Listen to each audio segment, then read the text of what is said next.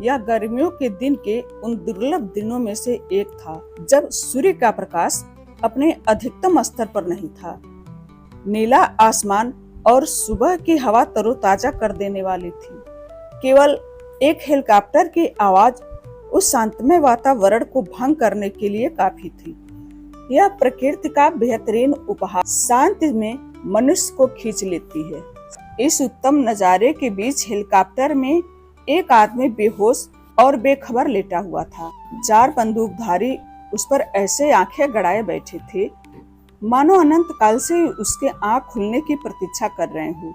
उस आदमी का चेहरा सफेद रंग से पुता हुआ था और उसकी दाढ़ी मूछें असामान्य रूप से बढ़ी हुई थी। उसके लंबे काले व बिखरे हुए बाल भी उसे और रहस्यमय बना रहे थे। 40 साल की उम्र के लिए वह काफी जवान प्रतीत हो रहा था। उसका चेहरा तरासा हुआ और उसकी त्वचा आकर्षण व चमकदार थी, जिससे उसके चारों ओर एक सुंदरता की आभा बनाई हुई थी। उसका शरीर हेलीकॉप्टर की ध्वनि पर हिचकोले खा रहा था और वह जब भी हिलता उसका शरीर हवा के राख के कण छोड़ता जाता। उसकी बेहोशी उसके आसपास के लोगों को यह सोचने से नहीं रोक रही थी कि वह कौन है। जो भी उसे देखता वह जिज्ञासु और मोहित हो उठता। पायलट ने घोषणा की 116,755 डिग्री उत्तर 927626 डिग्री पूर्व 3 मिनट में रास द्वीप पर लैंडिंग करेंगे। रास द्वीप अंडमान द्वीप समूह का सबसे सुंदर द्वीप है। यह पोर्ट ब्लेयर से 2 किलोमीटर पूर्व दिशा में स्थित है। द्वीप की सुंदरता के बीच एक गुंबद के आकार का उच्च तकनीकी सुविधा केंद्र था। विशुद्ध रूप से अनुसंधान के उद्देश्य के लिए पृथक भूमि पर बनाया हुआ शानदार साम्राज्य वैभवशाली पुरुषों को भी प्रभावित कर देता था। इसकी रचना और निर्माण केवल शीशे से किया गया है। इस सुविधा के केंद्र ने सतत प्रौद्योगिकी का उत्तम प्रयोग किया था। प्रत्येक स्क्रीन हाथ लगाते ही ऐसे बात करना शुरू कर देती है जैसे उन्नत प्रजाति के हिस्सा हो। यह जितना शानदार था उससे भी अधिक यह सुरक्षा के लिहाज से प्रभावशाली था। गुंबद के अंदर कोई भी अकेला नहीं था। जो जहां भी जाता था वहां एक डिजिटल आंख साथ जाती थी। वीरभद्र एक स्वैच्छिक सेवानिवृत्त भारतीय सेना का पूर्व ब्रिगेडियर अपने कक्ष छोड़ सीधे गुंबद के प्रवेश कक्ष की ओर गया। प्रवेश करते ही उसने 4 सशस्त्र पहरेदारों से घिरे कैदी को देखा। वे चारों उसके हथकड़ी लगे और आंख पर पट्टी बंधे बेसुध शरीर को बरामदे में से खींचते हुए ला रहे थे। उसके राख से सने नंगे पैर फर्श पर एक रास्ता सा बनाते जा रहे थे। यही है वह व्यक्ति, वीरभद्र ने सोचा। कैदी ने न्यूनतम कपड़े पहने हुए थे। एक छोटे और पतले लंगोट ने उसके निचले भाग को ढका हुआ था। उसका सारा शरीर भस्म से पूता हुआ और एक रुद्राक्ष की माला उसके गले में लटकी हुई थी। उसके उलझे हुए बालों का आधा हिस्सा जूड़े से लिपटा हुआ जंग लगे लोहे के त्रिशूल से विभूषित था। वीरभद्र इस जगह 21 लोगों के समूह के साथ एक सिक्योरिटी चीफ के रूप में आया था, जिसमें बंदूकधारी और गार्ड भी शामिल थे। वह वहां एक विशेष कार्य के लिए आया था। अपने संप्रदाय में सबसे बेहतरीन पुरुष होने के कारण उसे दुनिया भर के विभिन्न संगठन गुप्त व सामाजिक अभियानों के लिए बुलाते थे, किंतु यह अभियान उन सब में अलग था। वीरभद्र लगभग 6 फीट लंबा था।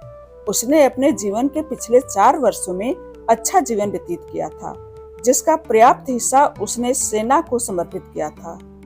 उसका चेहरा एक मामूली व्यक्ति की तरह था।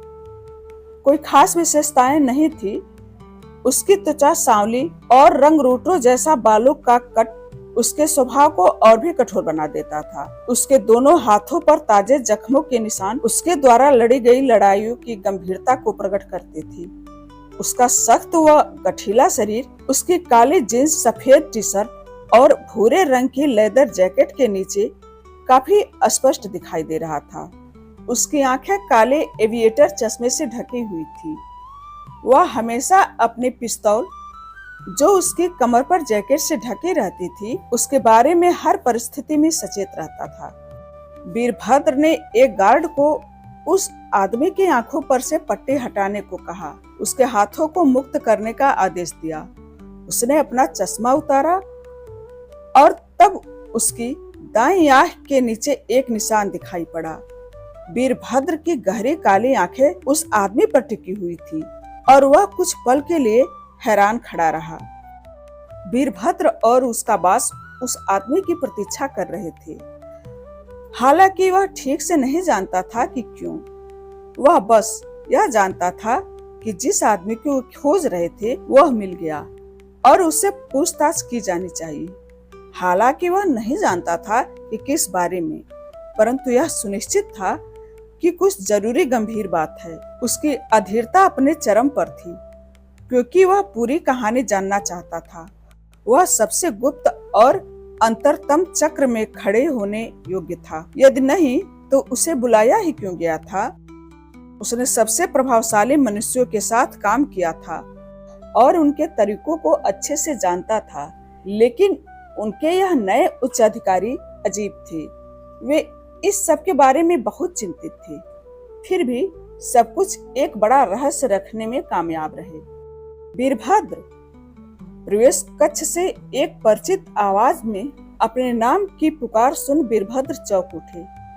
यह आवाज डॉक्टर श्रीनिवासन उसके पास की थी। जी सर, उसने उत्तर दिया। जिस व्यक्ति को वीरभद्र ने उत्तर दिया वे 4 फीट 6 इंच लंबे 65 वर्षीय व्यक्ति थे और उनकी त्वचा काले रंग की थी। उनके होठ गहरे भूरे रंग के थे, जिससे पता लगता था कि वे धूम्रपान के आदी थे।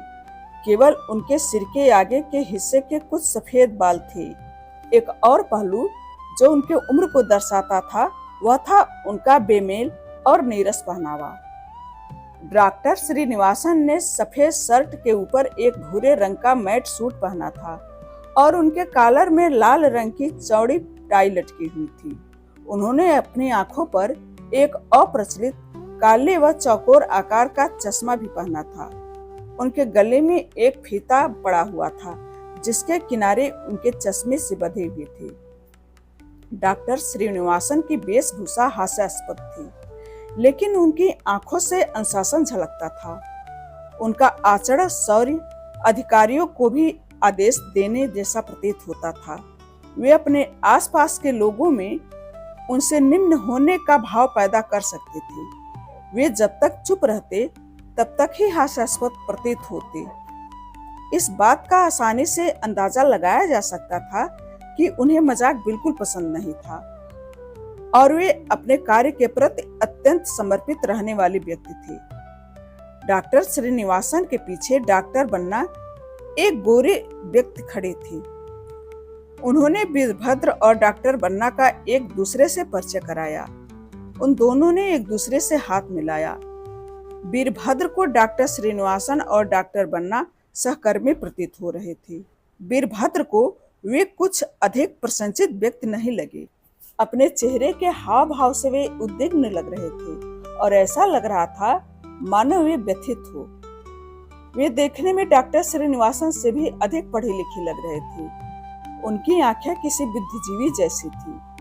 डॉक्टर बन्ना एक लंबे और लगभग 50 वर्ष की उम्र के आदमी थे और वे सिख समुदाय का हिस्सा थे। उनकी आंखें भूरी और चेहरा गोल मटोल था।